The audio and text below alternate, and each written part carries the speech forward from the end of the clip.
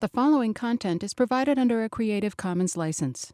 Your support will help MIT OpenCourseware continue to offer high-quality educational resources for free. To make a donation or to view additional materials from hundreds of MIT courses, visit MIT OpenCourseware at ocw.mit.edu.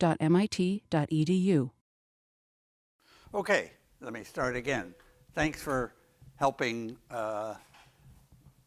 with Professor Rao and working on the labs the last two times.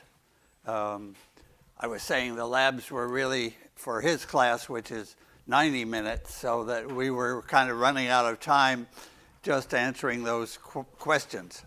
Getting the system to say, okay, keep going. Anyway, he's going to develop those, and I think they'll be a good thing.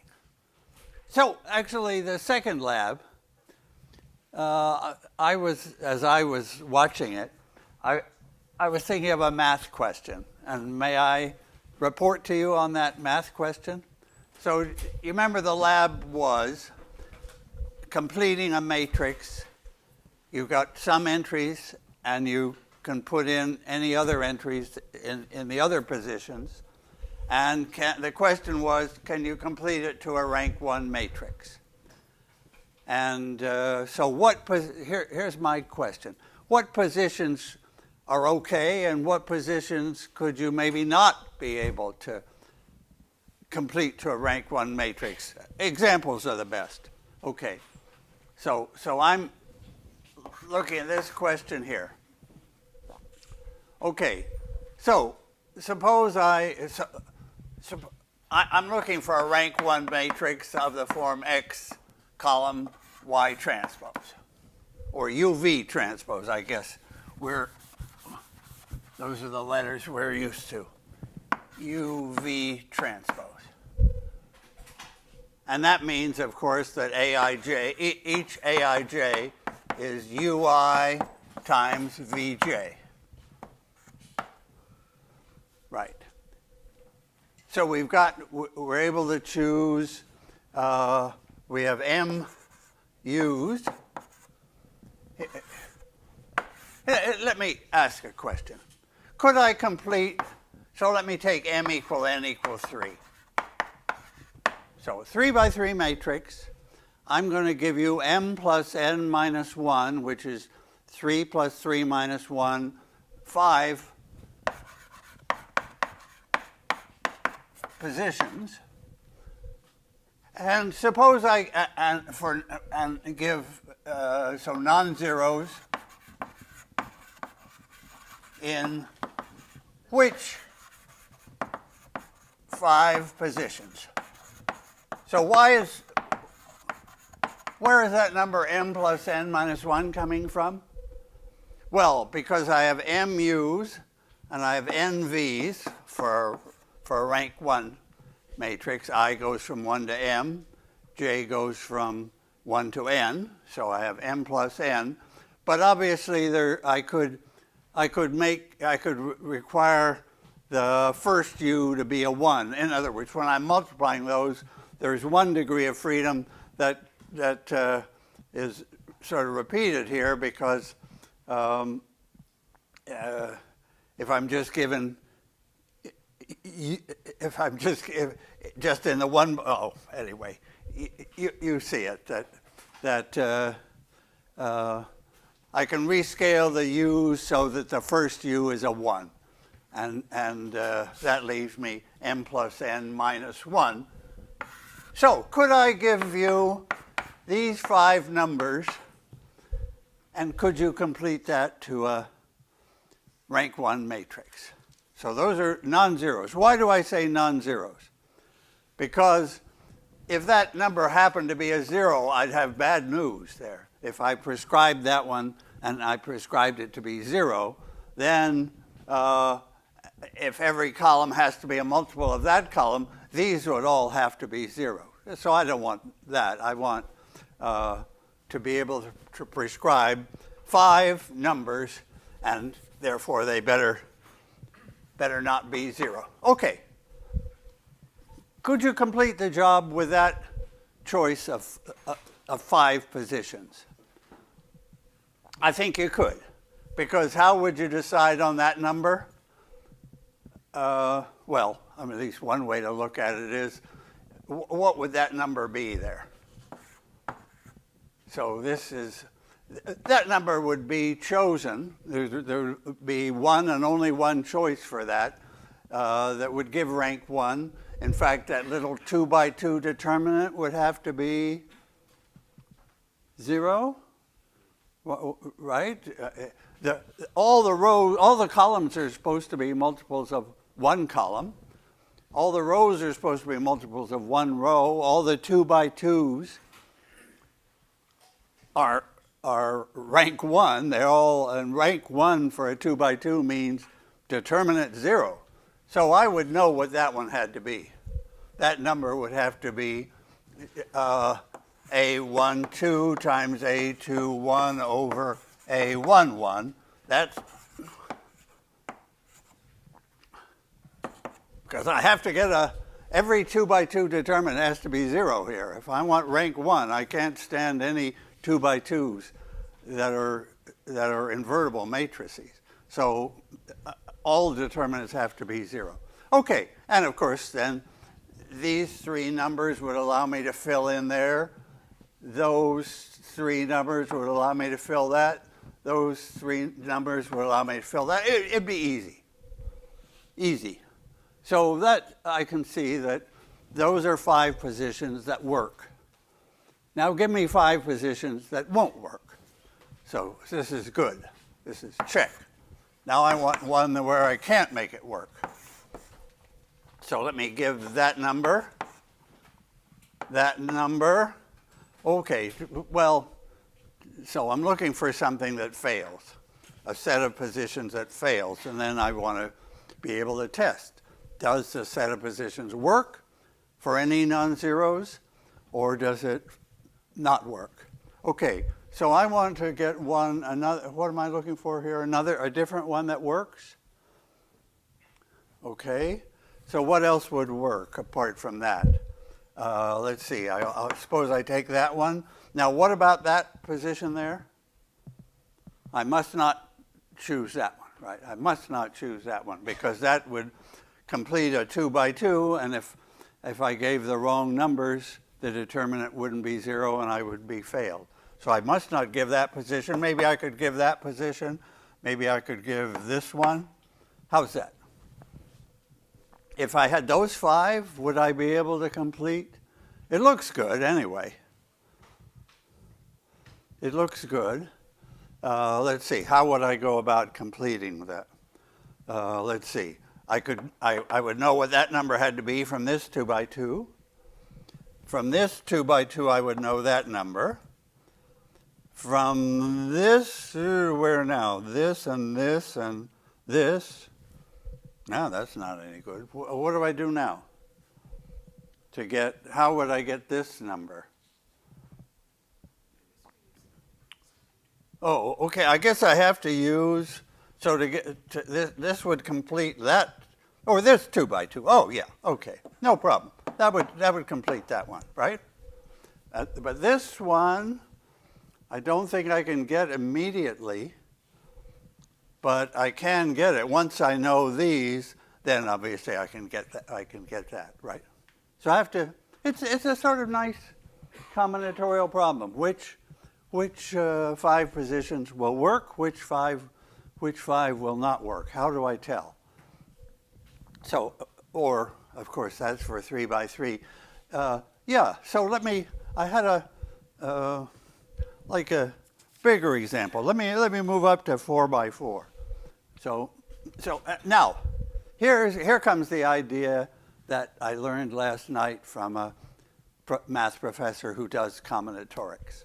So these people who do combinatorics, they know stuff that the rest of us don't. Okay, so here's his view is to take these would be rows. 1, 2, 3. I may add another row. Let me do a 4 by 4, and these would be columns. 1, 2, 3, 4. Okay. Now I'm looking for 7 So if I prescribe an entry, I'll put in an edge between them. So let me hype this one up to 4 by 4. Yeah. Here's a good one. Actually, I'll just draw this picture. So suppose I prescribe the 1, 1. Oh, yeah. And over here, I'll show you what I've done. So that I'm putting in the 1, 1 position. I'm looking for 7, right? 4 plus 4 minus 1, 7 numbers. Okay. Then I'll put in, this is row 2, column 1. Row 2, column 1, that would be there. Then I'll put in a 2 to 4. So that would be row 2, column 4. Then I'll put in a 3 to 4. So that would be row 3, column 4. And finally, I'll put in, let's see. So how many have I done? 1, 2, 3, 4. And I've got to get up to 7, prescribed 7. Well, I'll put more in. Okay. So on row 4, I gave 2, 3, and 4. And did I put in this one? Yes, I did. Okay. Well, so I've now prescribed seven numbers. Could I complete the matrix to a rank 1 matrix?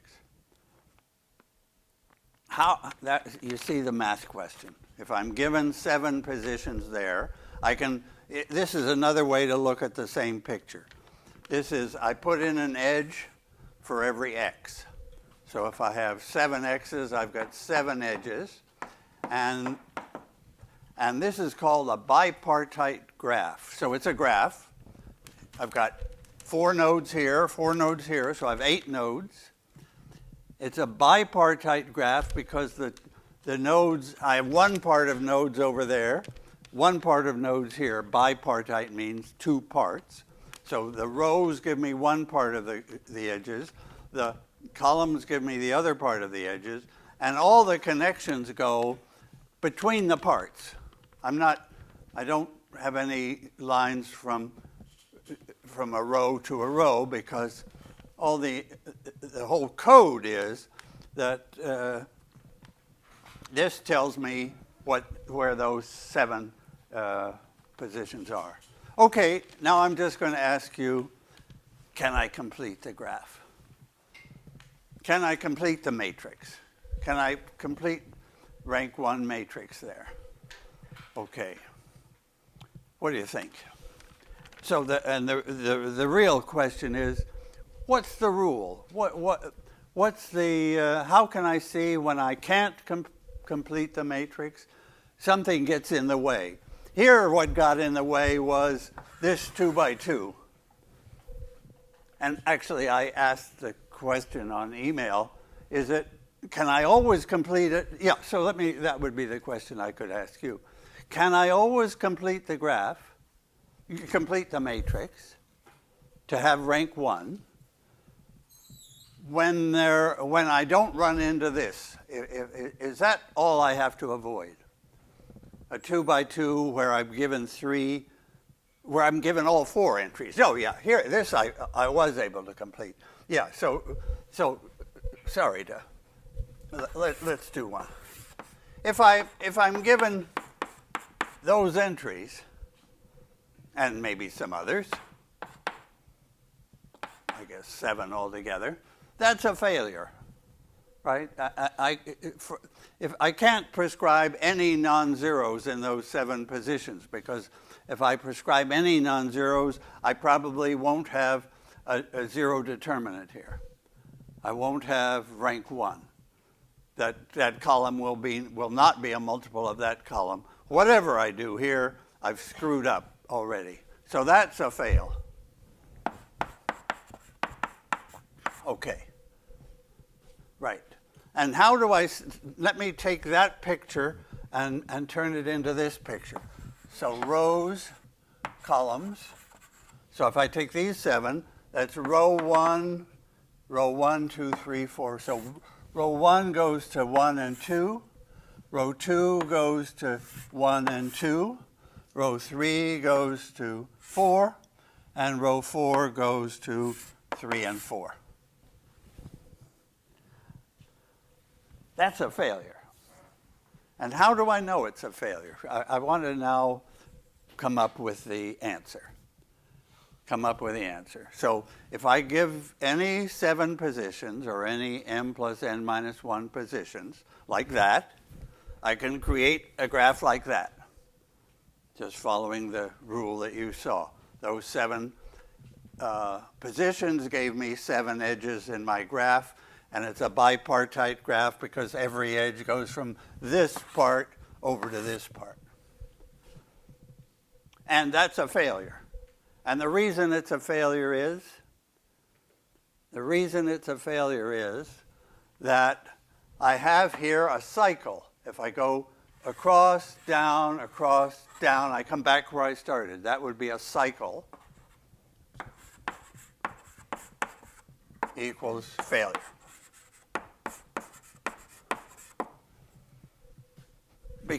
Everybody sees I can't give these 4 numbers generally. I would have to, once I've given you 3, I don't have any freedom left with that 4th one. And the way to see that in this picture is that there's a cycle. So here's the combinatorics thing that Professor Postnikov told me about last night. You can complete to a rank 1 matrix if and only if no cycles. So just answered my question perfectly. This one is one where I can complete, and it's got a cycle. Cycle meaning you come back to where you started. But so I thought maybe. So my question to him, which was, can you always complete it if there are no 2x2s in the way? And his answers told me that maybe the 2x2s could be okay, but there could be a bigger cycle, a longer cycle that would screw you up. So let me close with an example of that sort. Okay. So this is going to be fail again, but no 2x2 is responsible. In other words, it's going to fail. I won't be able to complete this matrix, even though there aren't any completed 2x2s. The 2x2 I knew immediately was failure. So let me see if I can do that. Okay, so here's a failure. Row 1, this is rows 1, 2, 3, 4. And this is columns 1, 2, 3, 4. And I think I'm going to have one given there.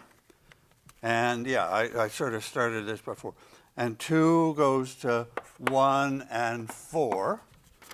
And 3 goes to 4. And 4 goes to, let's see, better. Okay, now I've only put in 2, 4, 5, and I'm allowed 7. But I think I'm already in trouble here. So let me draw this picture for so this is rows 1, 2, 3, 4, and this is columns 1, 2, 3, 4. And now what have I've prescribed that one. Oh no, that goes from, I've forgotten the right way to do the picture. My bipartite graph wasn't what it should have been. So the 1, 2, 3, 4. Okay, now I'm going to do the bipartite graph picture that goes with this picture. So 1 to 1, 2 to 1, 2 to 4. What I'm going to do, let me just say what I'm going to do. I'm going to create a cycle over here of length 6. A cycle of length 4 is what I got from a 2x2. From a 2x2, that took me one way, back another, back another, back another. I completed a cycle. I came back to where I started with just 4 edges. Now I want to complete a cycle with 6 edges. So let me draw it in the picture here. Then now I'm going to put an edge from 4 back to 1. So 1 to 1, 1 to 4, 2 to 1, 2 to 4. Have I got any? Yeah, I think. 1, 2. Ah, damn. I didn't want a short cycle. I want a bigger, longer cycle. Let me get the darn thing here. So 2 to 4 is not what I want. So I start a cycle. Okay, go somewhere, go back, go somewhere, go back, go somewhere, go back. Now there, I got it. Length 6. Length 6. So now let me put the x's in where they belong now. So 1 is connected to 1 and 4. That's right. 2 is connected to 2 and 4. 3 is not connected to anybody. Let's put that one in. And 4 is connected to 1 and 2. 4 is connected to 1 and 2. Okay, I believe this. I believe that picture goes with that picture. Now, my claim is that there's no 2x2 in here that shows me immediately failure. But I will fail. I can't live with that, with those. That looks like 8. Sorry, I only want 7. So shall I just take, sorry? You've got 3, 4 in there as well. 3, 4, and it shouldn't be there. Right, okay, thanks. All right. You see, I'm not a combinatorics person, but it's so beautiful to have the inspiration to convert that picture to this picture and then realize that a problem in this picture is a cycle in this picture. That's the whole message. That's the whole message. That when I'm looking here, a cycle means that I've built in a requirement which random non-zeros won't satisfy. So you see that anyway. You see the cycle. 1, 2, 3, 4, 5, 6. Yeah. So there's a cycle there.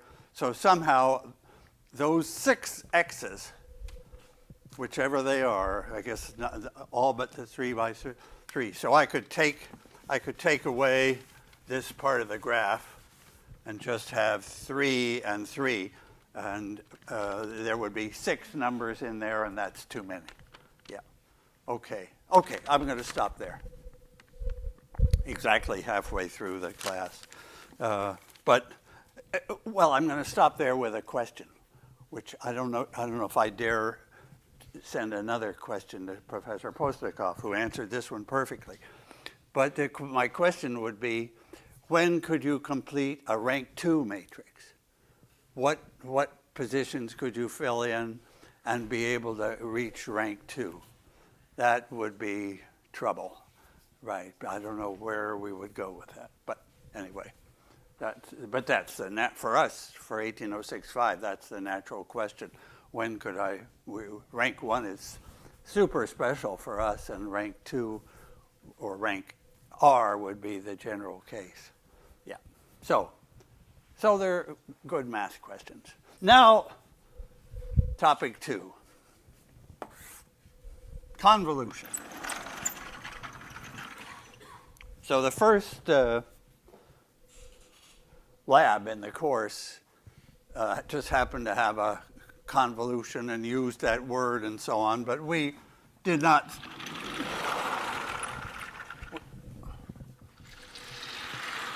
But we didn't connect that with the lectures. So now I'd like to talk about convolutions, which are extremely important. And they're important in machine learning because they give you a set of weights connecting.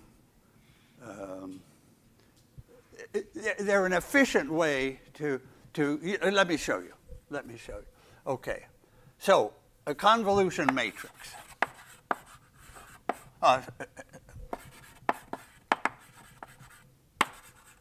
And this will be a cyclic convolution matrix. Okay, and the shorthand for cyclic convolution matrix is circulant. So what does a circulant look? I'll call it C. A circulant has it has constant diagonals. That's what convolution means matrix-wise. Convolution means constant down each diagonal.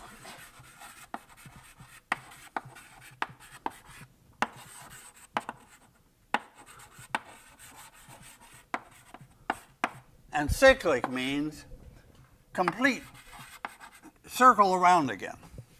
The diagonals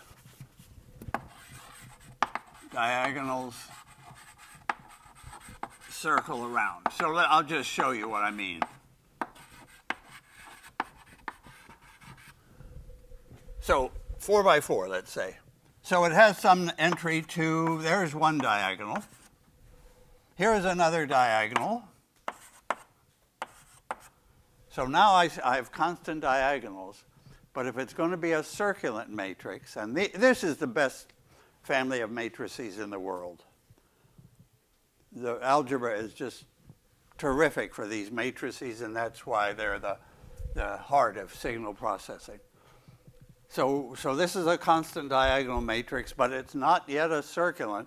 That diagonal circles around to be completed. Every diagonal has 4 entries here. So let me take another one, say 1, 1, then that would circle around to 1, 1, and this guy could be 0. There's a circulant matrix. You understand then what you only need 4 numbers.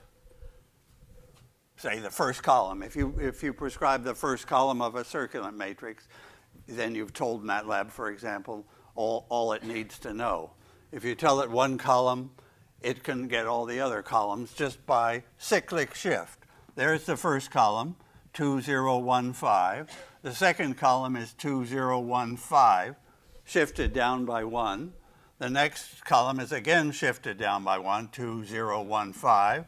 And the last column is 2, 0, 1, 5. So they're all the same columns after a cyclic shift. So the key matrix in this is really a cyclic shift matrix. Say 0, 1, 0, 0, 0, 0. So it just has one non-zero diagonal, and then it's cyclic. Do you see that, in fact, this matrix C is, I can produce this matrix C from P and P squared? Yeah, can I just put in, what would P squared be? I'll write it here without while keeping our eye on P. So if I square that matrix, what matrix would I get? So this is a shift by 1. If I shift by 1 again, that's multiplying again by P, so that would give me P squared. What's in the okay, so what happens now? It's a shift by 2, I guess. So this will be 0, 0, 1, 0. This will be 0, 0, 0, 1. Then it's cyclic still. So I'll put in the 1s there and then just fill in the 0s.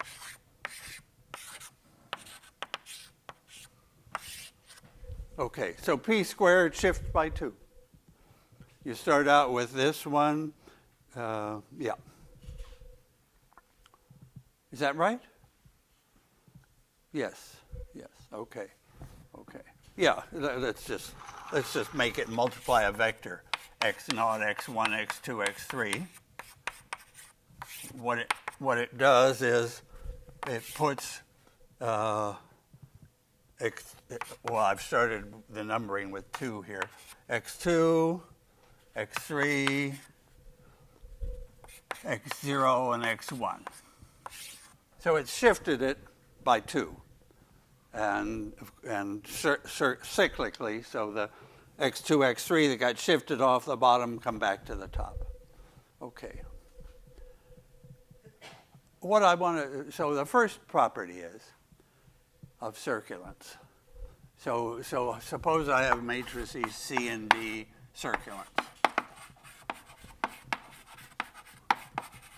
So fact 1, C times D is also a circulant.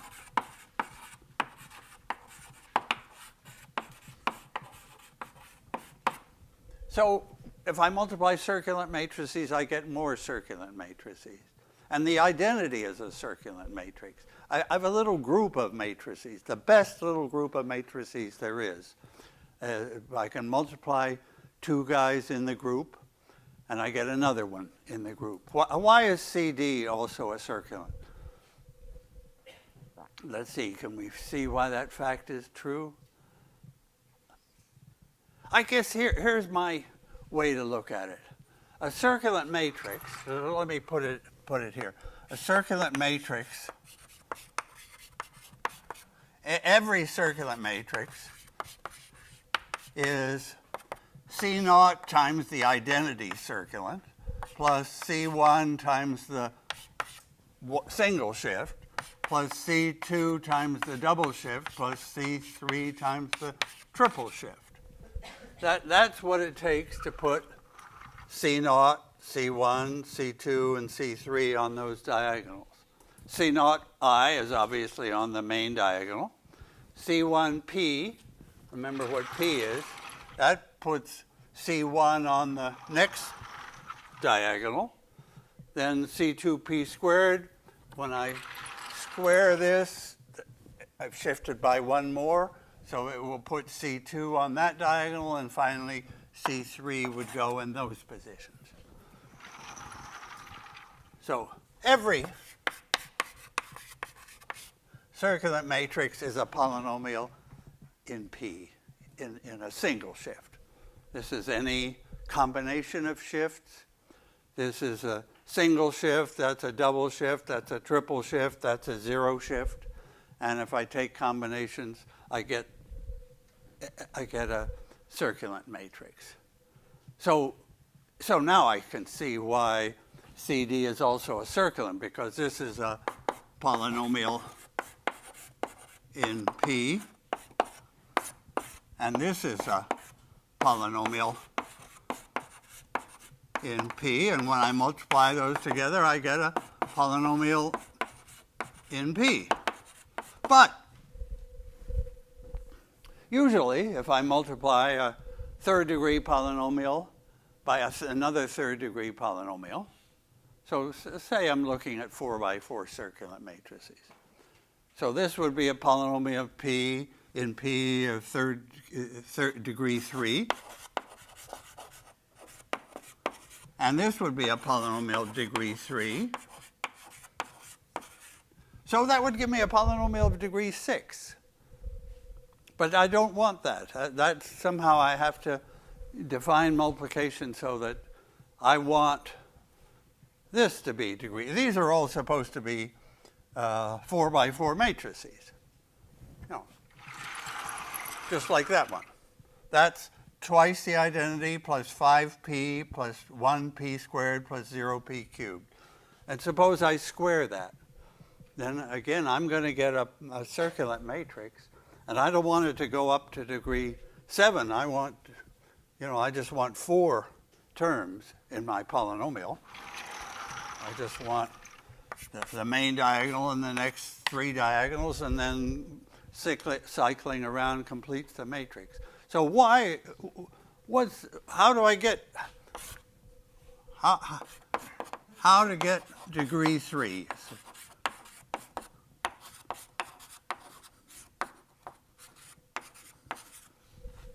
That's the question. And can you just tell me the answer?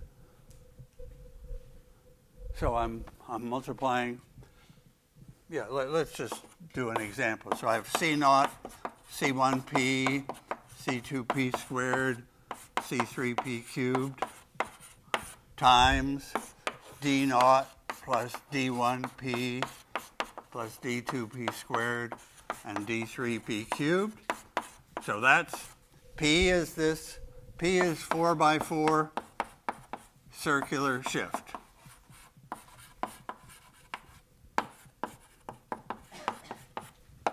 Okay. And I'm writing the 4 by 4 matrix that way. This should be the identity, of course. You knew that. Okay, so when I multiply those guys, why do I not get degree 6? Why is that product like P cubed times P cubed, C3P cubed times D3P cubed, that gives me C3D3, P to the 6th power. So what's up? What do I do? Yeah. Is P to the 4 equal to identity? Yes, that's the key. That's the periodic part. P to the 4 equal the identity. Thank you. Yeah. So the P to the 6th term is really a P squared term. The P to the 5th term is really a P term. The P to the 4th term is really a P to the 0 term. So yeah, so I'm doing cyclic convolution, actually. Let me just say, when I'm multiplying, yeah. So now I'm telling you I can first tell you what convolution is, and then what cyclic convolution is. And this is real. Listen up to this, because it's a good thing to know. Yeah. So first of all, convolution. So suppose I want to take the convolution of 3, 1, 2. That's often the symbol for convolution with 4, 6, 1. Okay. So what does that mean? I've got a vector. So what's hiding, for me, what's hiding there is polynomials, 3 plus x plus 2x squared times 4 plus 6x plus 1x squared. And I just multiply them out, and I get 5. So I get 3 times 4 gives me a 12. 3 times 6x is 18x, but I've also got 4x from here, so I've got 22x. So I just do that multiplication of polynomials, and what I'm doing is convolution with the vectors. And here's the way you wrote it in first grade. Okay, so here's first grade. Okay, 2, 12, 8. This is, you haven't learned to carry yet. So 12 goes in there as 12. Then 1 is 4, 6, 1. And 3 is 12, 18, 3. And then you add up. So you have 2, 13, 17, 22, and 12. Let me just, so that's the answer then. That the convolution, I guess I have to take it from, yeah, 12. 3 times 4 gave 12. Now 3 times 6 plus 1 times 4, that's the 22. Oh yeah, we already started here.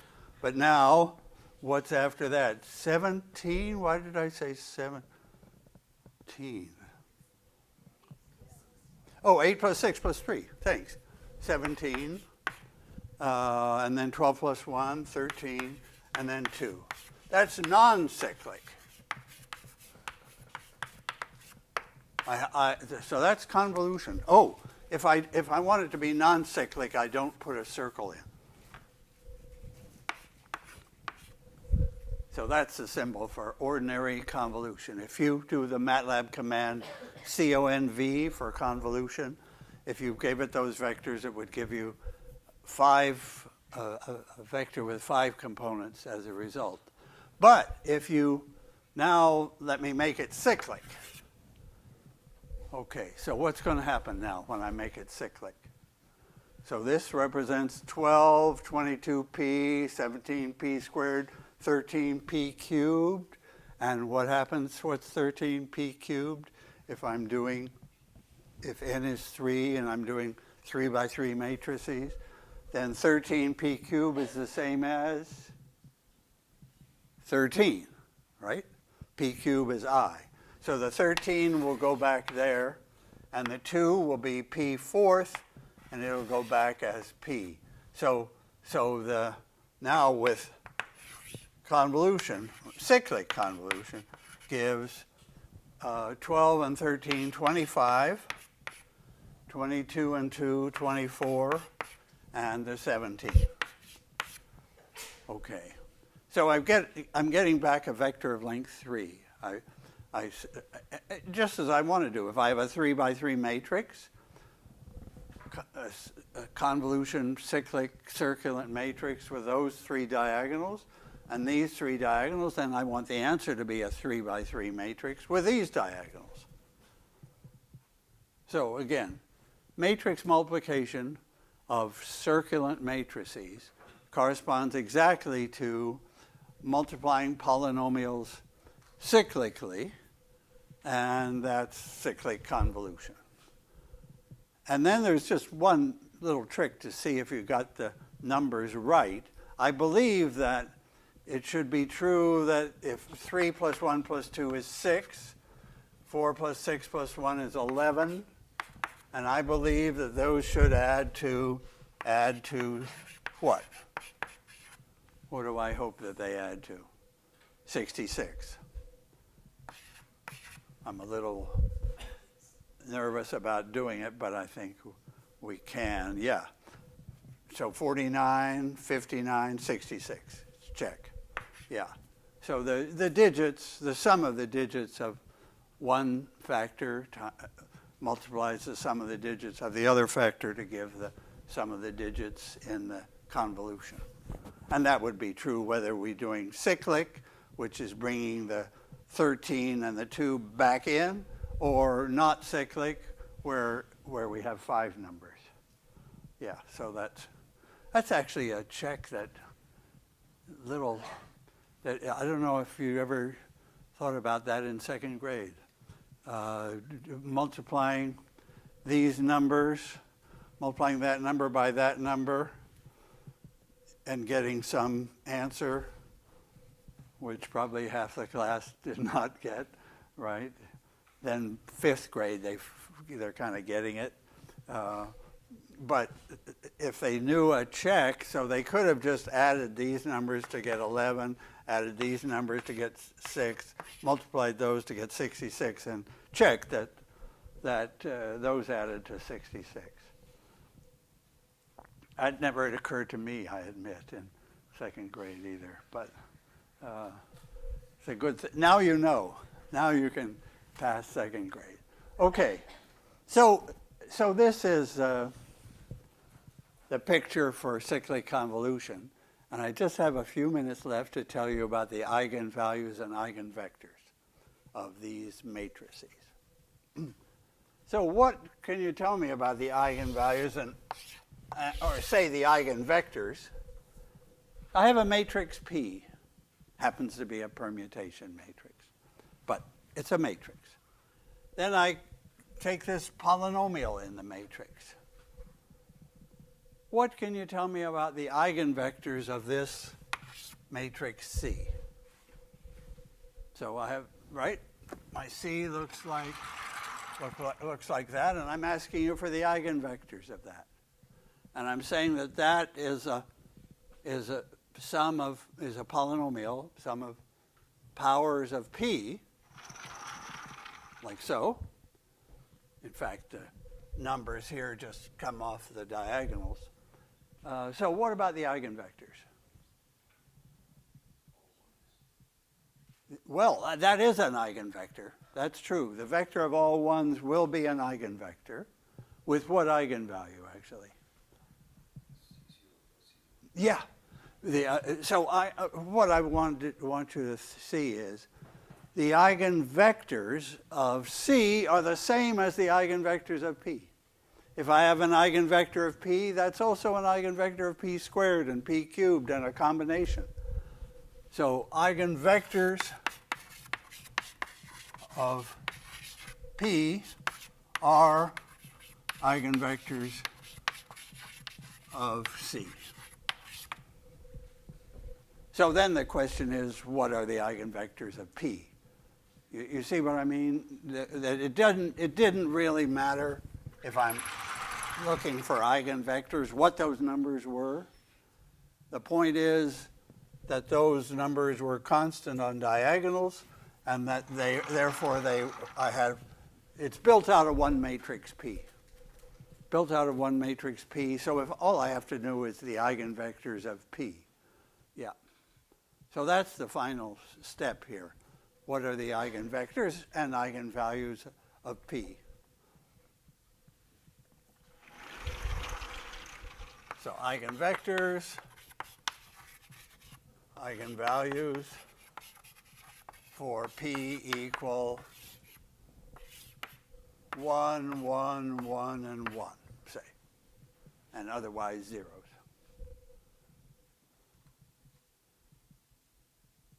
So somebody mentioned that the vector of 1, 1, 1, 1, that is an eigenvector, because if I do that multiplication, it shifts this vector down and cyclically around, but that just brings back the same vector. So lambda is 1, and that's an eigenvector with eigenvalue 1.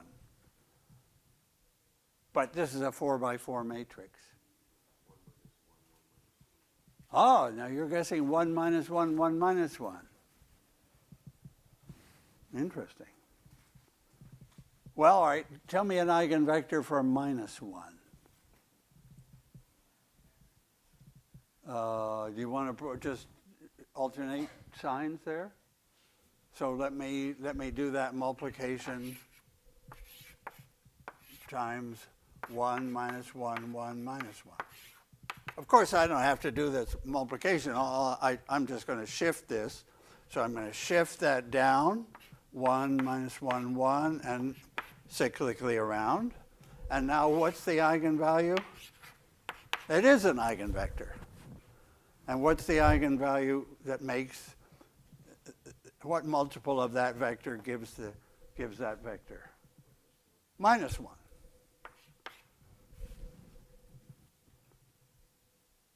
So that was a good idea. But the rest of what you said was a bad idea. Because we've got to look, the next eigenvectors are going to be somewhere else. We've just got one eigenvalue there and one there, and we haven't got the other two. So what are the other two eigenvalues of this permutation matrix? 1, that's right. We're in a circulant world. Draw a circle. So the eigenvectors are the 4 roots of 1. Complex. So 1 and minus 1 you got. These are the lambdas. But the other ones are I and minus I. Yeah. Yeah. Why don't I leave until, since time's up, let me leave until Friday the eigenvalues and eigenvectors in general for arbitrary size, but that's a picture of the we're close to the eigenvectors and eigenvalues of all circulants have the same eigenvectors. All circulants have that eigenvector, also 4 by 4. All circulants have that eigenvector, 4 by 4, and we'll find the other two. Okay, so I'll see you Friday for those, and the convolution rule, which is the most important rule in signal processing. Okay, thanks.